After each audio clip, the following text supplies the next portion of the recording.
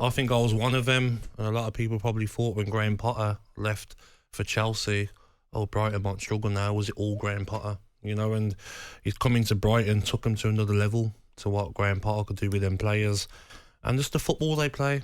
When you watch them play, and I remember watching the Wolves game, the 6-0, and they just were so well coached as a team. Some teams you watch, Laura, and you're like, just been put together, thrown out there. You watch Spurs, and you're like, no patterns of play, just look like there's been go out there, we're going to play this formation, go and play. Brighton looked coached, looked like the closest team to Manchester City of how they play the game, and that's credit to the manager. Relatively speaking, and solely within the Premier League, who do you think has had the better season for their expectations where they should have been?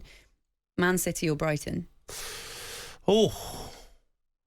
Obviously Man City have had an outstanding season so far, but Brighton definitely a better season in the sense of where other teams and pundits probably thought they would be. No one thought Brighton would be 6th place, and it's guaranteed, by the way. Goal difference, I think they got 16 better off goal difference than Aston Villa, so they can't be caught in 6th. So they're going to play Europa League football next season, and what an achievement that is. From when Brighton got promoted to the Premier League to now, you would never have said, European football before Chelsea, before Spurs playing Europa League. Who would have said that? So credit to him and credit to Brighton. And I think I saw in one of the newspapers 20% bonus for all staff. Really? Nearly 1,000 members of staff that are getting a bonus as well. It's a likeable club, isn't it, Laura? The owner, down to the players, bringing in James Milner now. You've got Adam Lallana there, Daniel Welbeck. They've got the right mixture of young players and experienced English players as well. So hopefully Brighton can keep on to some of their top players and have a good go in the Europa League next season. I like Brighton in general, but I think sometimes because of the World Cup, we almost forget stuff that happened at the beginning of the season. So De Zerbi came in September the 19th. So no pre-season. No. Brighton also lost a lot of their backroom staff as well when Potter went. So you've got that disruption of losing a manager and certain people behind the scenes. And De Zerbi's come in, his first time in English football in this country. His achievement, just from going from like a standing start rather than everyone else getting the run-up, I think individually that is so amazing. And also that there must be something special about the team where you've got that January transfer window and you've got clubs like Arsenal wanting to come in for Caicedo, and the club is saying, nope, we're not going to sell him. They're really firm with that. You've got McAllister wanting to stay there after just winning the World Cup and saying, no, I'm really happy here at the moment. Obviously, the summer's the summer. What will happen will happen. Yep. But I just think there is a real special nature to that club, and the style of football that they have on display for everybody is just amazing. When you didn't think they could get much better, De Zerbi comes in and pushes them up a level. And these managers, Laura, they're obsessed with football. I've spoken to people at Aston Villa about Unai Emery. He watches every game. They're there till 7, 8, 9 p.m, the staff.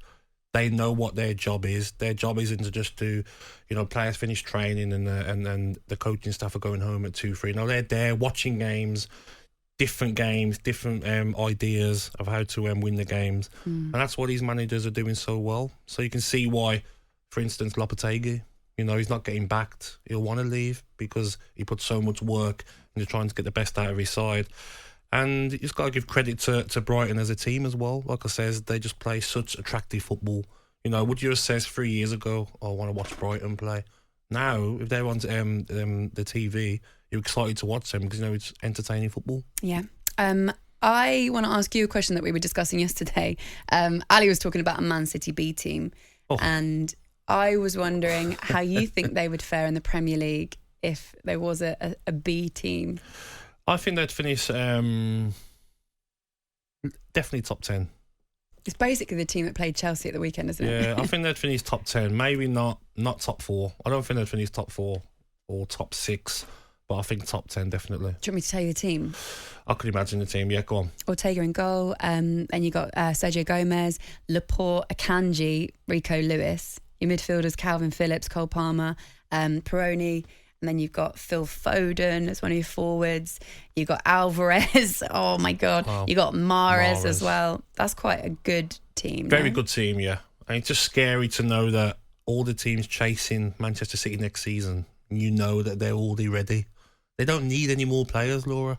They could go through the summer and not sign anyone. Don't lose anyone. Gundogan, get him signed up, Bernardo Silva.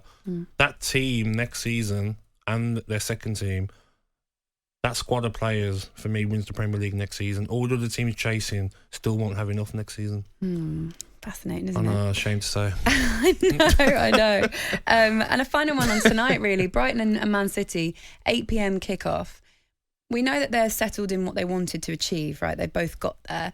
So how do they go about this game? You know, are they going full strength? Are the teams going to be different? Yeah, I just feel that it's tough for Manchester City because a lot of players got arrested against Chelsea, so I'm sure they'll want to play now. You said arrested. I was like, arrested. Are you talking about their celebrations? Wow, we have not broke that. Coming out of the bar in Manchester. A lot of them are arrested. So you'd say like Haaland, Grealish, De Bruyne, they'd all come back in, and they want to keep fit as well. Because what people don't realise, Laura, is that training can be as hard as games now. The days of training being like a walk in the park, it's not. So they might as well get game time, keep them fit. Big games come for Manchester City and Brighton as well. I'm sure there's players in that Brighton squad that want to be there next season, want to earn new contracts, want to keep putting in performances. And if ever there was two managers that will demand that their teams play properly to the last game of the season, it's Brighton and Manchester City. Also, City haven't lost since February the 5th. So that's 24 games unbeaten in all competitions. And look, I don't think a loss necessarily would affect their confidence because they're just monsters. But it's also quite nice, isn't it, keeping a streak going? And do they want to look back at the end of the season and say, oh, we're 9 points, 10 points we won the league by? Because people will look back and say, oh no, it was nothing to play for, we'd already won it. But it's still nice to finish with that gap from second. talkSPORT Breakfast with Laura Woods. Monday to Wednesday mornings 6 till 10. On AM, on DAB, via the talkSPORT app and on your smart speaker. talkSPORT.